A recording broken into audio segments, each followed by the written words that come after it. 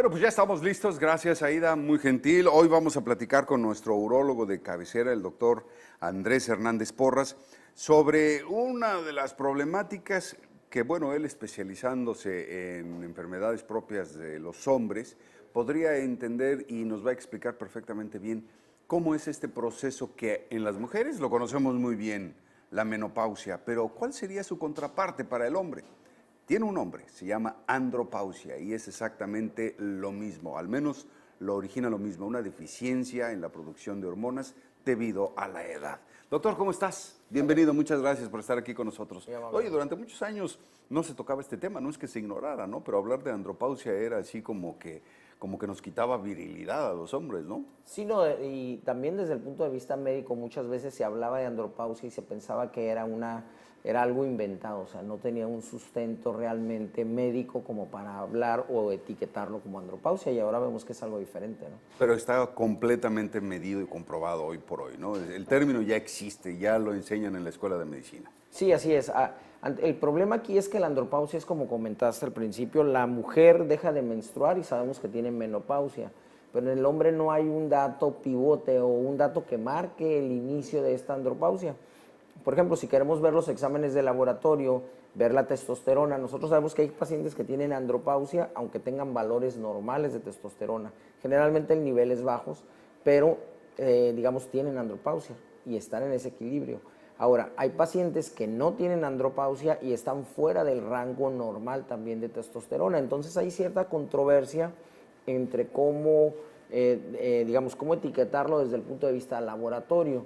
Y aquí lo que tenemos que conjuntar es tanto los síntomas del paciente como los resultados del laboratorio. Entonces, hablar de meno o andropausia, estamos hablando de una disminución en la producción de los niveles normales de hormonas, en el caso de la mujer producido por los ovarios y en el caso de los hombres por los testículos. No son los únicos productores de estas hormonas, ¿cierto? Así es, el 5% de los andrógenos se producen en las glándulas suprarrenales, pero no son suficientes para suplir la función, digamos, de las hormonas testiculares, que son las que disminuyen, ¿no? Y entonces, si todavía no tenemos así como que un marco de referencia 100% seguro, ¿por qué decidimos en la comunidad médica definir la andropausia como un ciclo o un proceso ya claramente establecido en el hombre? Es por los síntomas. Los síntomas generalmente son disminución del ánimo o de la energía del paciente, disminución del deseo sexual también. Con el tiempo, con la edad también se ve normalmente y se ve empeorado por la deficiencia hormonal, que para tener una relación sexual o una excitación sexual el paciente necesita mayor estímulo, necesita más, digamos, más estímulo visual, el tacto también es importante, y eso no sucedía probablemente antes. También el control de lo metabólico, la diabetes, la hipertensión, el colesterol, todo eso viene asociado a algo que se llama resistencia a insulina, y en los pacientes que tienen un problema de andropausia se ve empeorado. Entonces, un paciente que tiene deficiencia hormonal y aparte diabetes, sabemos que ese paciente va a tener más dificultad para controlar su diabetes, y viceversa. Un paciente diabético es más frecuente, digamos, que se asocie a un problema hormonal. Entonces sabemos que debe de haber un equilibrio entre los dos. Igualmente los pacientes obesos. El paciente con obesidad tiene un aumento en el riesgo de disminución de las hormonas masculinas, y eso también es parte de la andropausia, el aumento de la cintura abdominal. En los mexicanos sabemos que la cintura abdominal debe de ser en el hombre 102 centímetros para abajo. Eso, digamos, se considera una persona que no es obesa, que realmente está bastante estricto el criterio, ¿no? Pero después de eso ya se considera una persona obesa. Igualmente el ejercicio también ayuda a disminuir las hormonas. Pero en cuanto a los síntomas, son todo lo que te comento, y no nada más es lo sexual, sino también es lo metabólico, también es el ánimo del paciente. El desarrollo de la masa muscular también cambia. Cuando una persona probablemente con cierto régimen de ejercicio desarrollaba una masa muscular, ahora le cuesta más trabajo, ya no va a desarrollar esa masa muscular en ese mismo periodo de tiempo. Y también el abdomen generalmente se hace más abultado, es la panza normal que da la edad, entre comillas, es dada por una deficiencia hormonal, ¿no?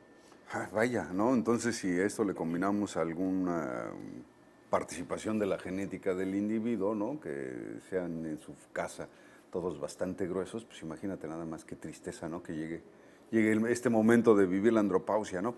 Una pregunta, doctor. En las mujeres se conoce que este proceso, el climaterio y la menopausia, duran un tiempo y después se estabilizan. ¿Se estabilizan por sí solas o se estabilizan porque ya está establecido un tratamiento de compensación hormonal?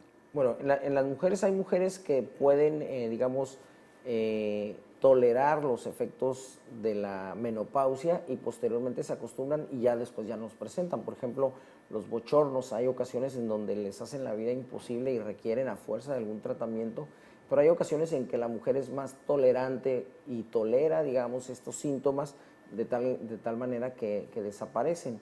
En el hombre no es lo mismo. Por ejemplo, los bochornos es muy raro que en el hombre se presente.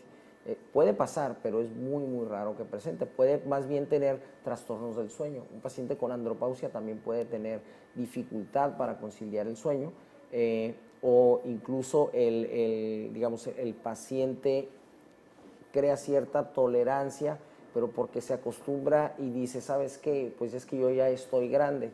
Por ejemplo, desde el punto de vista de deseo sexual, dicen, no, pues ya no se me antoja tener una relación sexual porque ya estoy grande.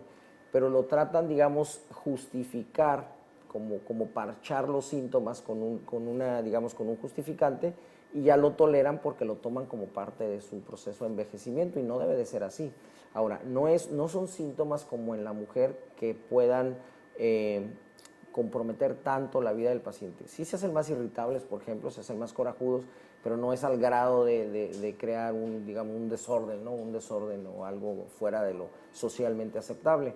Entonces son pacientes que pueden aprender a vivir con ello sin necesidad de que hagan a que se desaparezcan los síntomas. En el caso de los hombres también habría que tomar suplementos o compensación hormonal, tratamientos. Sí, lo ideal aquí es el hombre que tiene ya este problema es un hombre que es susceptible de otros problemas. Sabemos que un paciente que tiene deficiencia hormonal, bueno, se le va a subir más la presión o se va a alterar más el azúcar. Entonces estos pacientes, si le damos suplemento hormonal, obviamente va a controlar mejor esa situación. También hay desmineralización ósea, o sea, el paciente tiende más a la osteoporosis, entonces hay que darle un suplemento hormonal para que no llegue, digamos, a las fracturas que llamamos patológicas o que tenga más, digamos, con cualquier caída se vaya a romper la cadera, por ejemplo. Ahora, es muy importante diferenciar el paciente que sí necesita el tratamiento hormonal para mejorar una situación y el paciente que no lo necesita y lo toma para, digamos, sobrepasar una situación.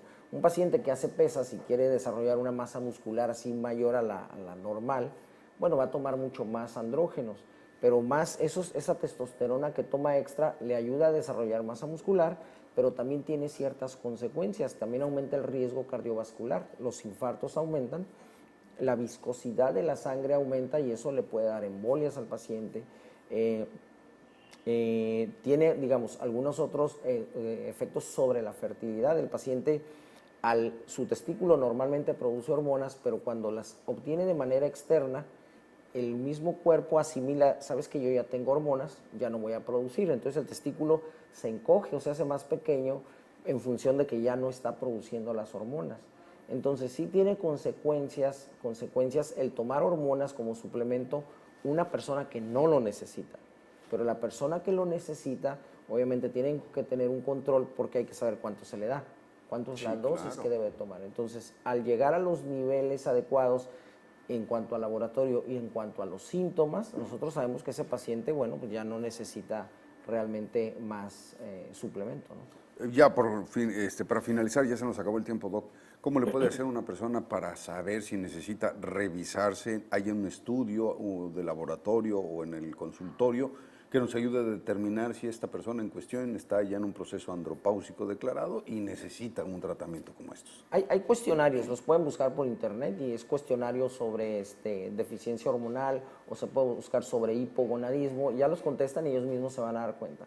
Pero si hay disminución del deseo sexual comparado a como estaban antes, hay cansancio fácil, no les da ánimo a hacer lo que les gustaba hacer antes, si jugaban dominó y ahora les da flojera ir. O sea, son datos para ir pensando en eso. Obviamente, si les cuesta más trabajo adelgazar y más fácilmente suben de peso, bueno, eso también son datos para pensar en una andropausia y bueno, ya necesitan ser revisados, ¿no? Perfecto, Doc. Pues entonces que se dirijan contigo. ¿Nos das tus números de contacto, por favor? Claro que sí, es el 634-1138 aquí en Tijuana y la página es urologo.com.mx. Doctor Andrés Hernández Porras, urólogo, con nosotros aquí en Como Cada Mañana. Te esperamos la próxima semana, Doc. Gracias por venir. Bueno,